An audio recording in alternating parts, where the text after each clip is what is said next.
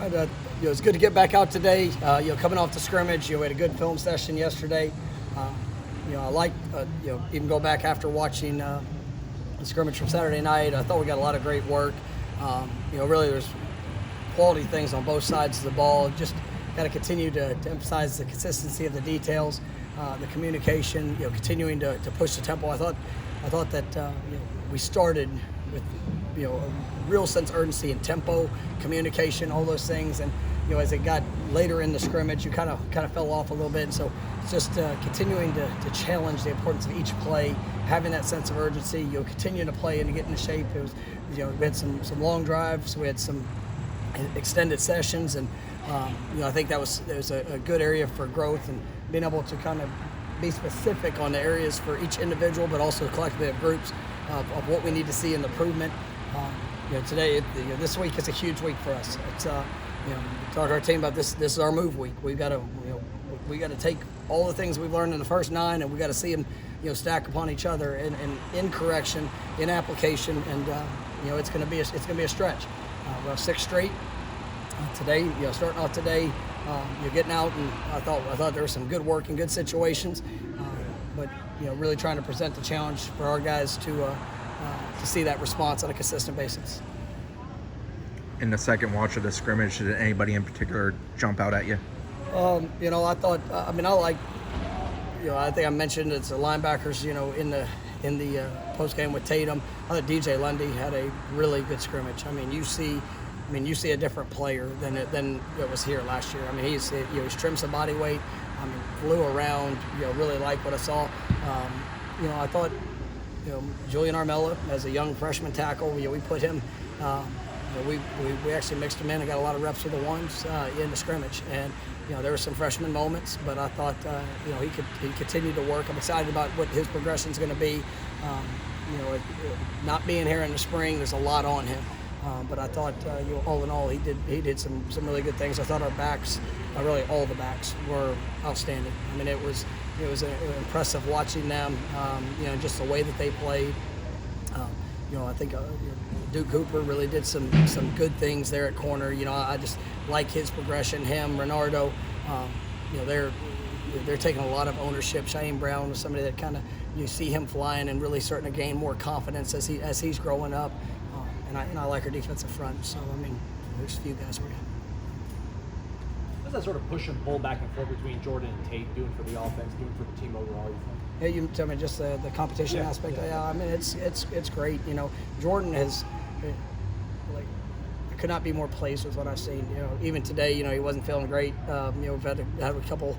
There's a bug kind of circulating and rolling, and just around the team, and so I don't know if he was feeling his best, but he was continuing to show up, and just the leadership, the approach, good play, bad play. He's really, I think I said the other day, taking his game to another level. It's in all areas. And, and then Tate, he's just kind of same as. He is very, very pleased with what I'm seeing from him, and just his confidence, his ownership, the location of where he's locating the ball, the rhythm and the timing. You see all the reps that have gone in over the last couple of years, and it is now really clicking for him.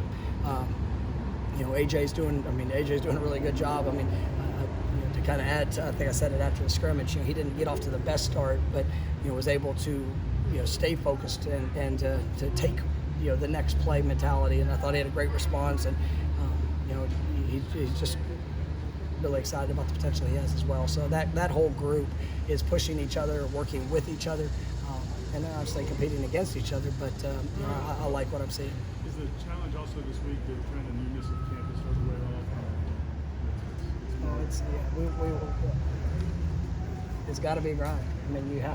You need to have that. And for us, we're going to push and we're going to challenge. And I think that as you jump into practice 10, you get into this stretch. This identity week, and we'll have a great sense come next Saturday what this team's going to be.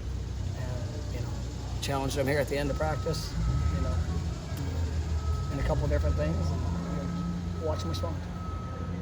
How would you assess how the defensive line looked today? I think that's I mean, that group is a talented group. Really working on establishing what is that number going to be on the guys that are going to be in that active rotation.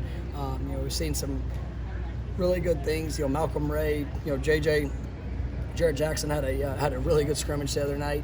And then you see the Josh Farmer, Coop and Fabian. The way they've worked, the way they continue to grow as leaders, but also just in their own individual games.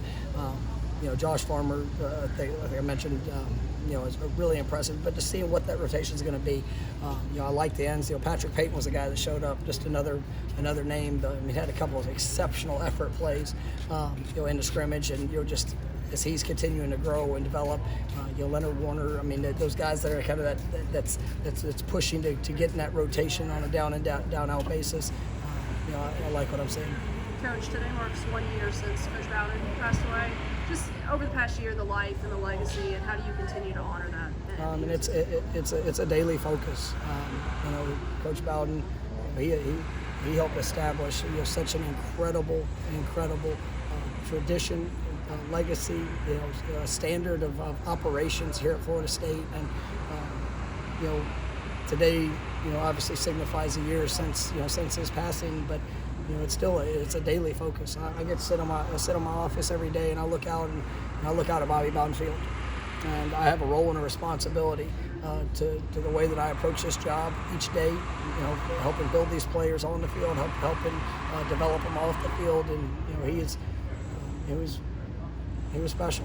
He's just a special man that did a job incredibly well for such a long time, and so you can't get caught up just thinking about one day. It is every day, and because that's what he invested throughout the course of that journey to be able to have that sustained success through the course of his career. So today, we continue to honor him, but it's yesterday, tomorrow, the day after.